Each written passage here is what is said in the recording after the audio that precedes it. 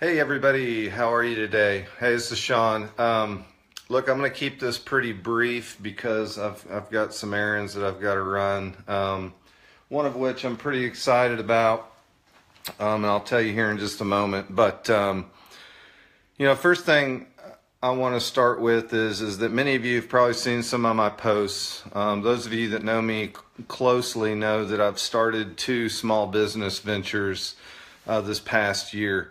So, where you see me filming each day, this is kind of a wreck right now. I don't have it really set up yet, but this is kind of what I'm turning into my office, right? So kind of the cool thing is I can have things in it that I couldn't in the corporate world. So I've got my guitars and things down here that when I get ADD in the middle of the day, I can pick those up and play with them a little bit and then get refocused. But look, the thing that I wanted to share with you guys today is something that I'm pretty passionate about. And as each day goes by, I'm starting to increase my passion around it. But made the announcement, I've shared with some folks. Hey, Kelly, how are you? Popping in from Galveston, good to see you. I made the commitment that 5% of the revenue from both small companies we're going to donate to the Folds of Honor. And I don't know how many of you are even familiar with the Folds of Honor. A lot of people here in Tulsa, Oklahoma are, but it's certainly a national philanthropy. And what that's aimed to do is to provide college scholarships for children or spouses of veterans that were either lost their lives in the line of duty, or were permanently disabled or missing in action, right? So myself, I guess a little bit of my journey is I started thinking about how do I best stay on focus, stay on task, stay motivated to be all that I can be, to maximize my investment, my contribution to what I feel is an extremely important philanthropy. And so I started thinking kind of back in my life, the things that I achieved were things that I set goals to do. And that's kind of what I want to talk a little bit about. And so the first thing that I'm going to share with you guys is that, whenever I first went away to school, again, I lacked those goals. I didn't really know what I wanted to do, didn't know what degree I wanted to get. And I ended up leaving school, going into the military. So this is one thing that's going to hang in my office, right? And those of us that were in the military, we kind of chuckle. There's something called an I love me wall, and people would put any citations that they would get, whether it was, I was in the Navy, so there's a Navy Commendation Medal or Navy Marine Corps Achievement Medal. That's not the stuff that I'm going to hang on the I love me wall. I do keep that stuff in the same place, and I do appreciate it. But that wasn't why I joined the military. That's not what motivated me. My reminder is what that honorable discharge is going to hang on my wall for, one, which is that there's something bigger than me, a purpose bigger than me, which was a huge compulsion for me to join the service in the first place. I'm a multiple legacy. I've got my uncle on my dad's side that was in the Army. Two of them, actually. I've got my dad was in the Army. On my mom's side of the family, my uncle, the eldest sibling, he was in the Army. I had, another uncle that married my aunt. He was in the Navy, worked on F-14s like me. My grandfather was in the Army and the Navy. That's how he was all in. So anyway, I felt an obligation to continue that legacy.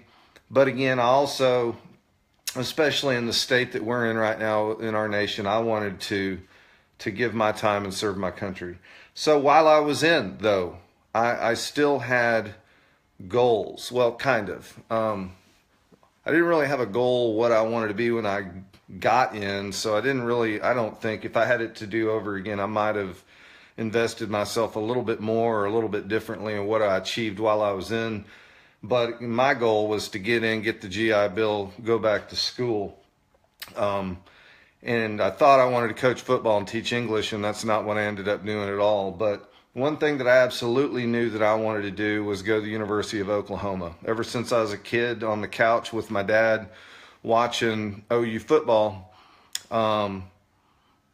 I just knew that that was a school that I wanted to go to. And unfortunately, circumstances didn't allow for me to go there for undergrad, but I had that goal, worked like hell. And this was a situation that I found myself able to finally go get my master's from the University of Oklahoma. And no chuckling, no comments for those of you that are Sooner haters. So again, that was something that was important to me for a lot of reasons. One, the University of Oklahoma is an outstanding institution of education. It's got like the most Regent scholars in the nation, whatever. But it had more intrinsic and emotional purpose for me, which later, and this is something else that's going to hang on my wall, which is a reminder of family. But my dad's no longer with us. But I had this picture of my mom and my dad, and this is the ticket. These are a couple of pictures we took. But my dad, of all the years that we were watching OU on the couch, had never been to an OU football game. Growing up in Tulsa, Oklahoma, never been to an OU football game. So I'm humbled and pleased that I was able to provide that experience by getting those tickets. We sat like Quentin Crenshaw. I wanted to thank him because he allowed us that opportunity to sit about 4 rows back from the home field. Got to watch Sam Bradford play, but that was my dad's first experience. So that's something too that's going to hang on my wall. But the point about this wall again is it's not an I love me wall, but it's a way that keeps me focused and compelled, right? And so real quick, one of the things I'm going to do when I go out, first of all, I got to go to an eye appointment literally here in about 10 minutes, so I got to fly. But I wanted to show you guys, this is the Folds of Honor. It's www.foldsofhonor.org. I think I've put that down in the posting.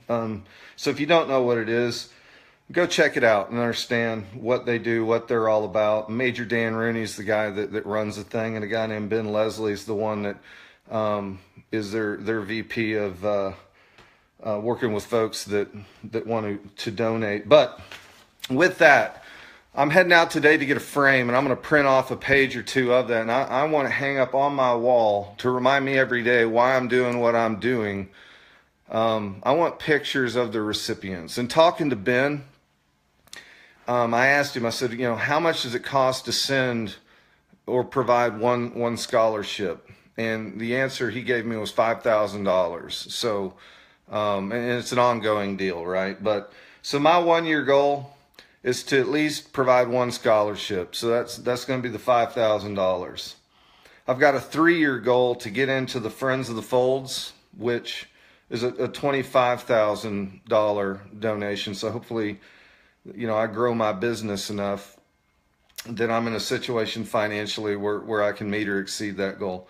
My 5-year goal is to hit the $50,000 level annually. And then my 15-year goal is to hit the Legacy Club, which is a $500,000 donation. And I believe that's cumulative. If it's a one-time donation, I may be hosed because I don't know that my small businesses are going to generate that kind of money. But the point being, it's a cause that I'm passionate about, so much so that I want to contribute and grow my business, not just to make money, but my compulsion to grow my business is to hit these milestones, because I don't want to sit back and say, hey, look at all the money I made. I want to sit back at the end of it after I do grow my business and hopefully say, hey, look at the contributions that I made. Look at these lives that I've impacted. Look at these families. And the thing about an education is that's the gift that keeps giving. That's not a one-time donation that maybe pays for clothes or shelter, and not that those things aren't important, right? We talked about Maslow yesterday. But the education piece is that gift that keeps giving. That's a game changer potentially for generations. It can change the entire mindset. If there's people that are children or descendants of people without a degree, they may grow up not putting a value on a degree, right? Or an education, whatever the case may be. But if we can provide that, and we can start to infuse the importance of education into those families and start providing those opportunities and getting them in there, then those kids are raised up in households that see the importance and the drive and the ambition around getting that education. So that's what's so exciting to me, is you're not just impacting lives today, here and now. You are, but you're also potentially impacting generations to come. So real quick, and I put this up on my wall as well, but that is, my dad when he passed away in 2011. That's the flag that they used at the funeral. So my siblings were gracious enough, given that I served, they said, hey, we think it's appropriate that you have that. So that, I don't want to start crying here on video, but that means a great deal to me. And again, it's a constant reminder and part of my compulsion to give back in this way to the fold. So I'm going to keep it short today. Love everybody out there. Thank you again for tuning in and listening. I got to go run my appointment and get my frame so I can hang my Folds of Honor goals up on my wall so that every day I look at it and stay motivated. You guys be good. Boom. Take care.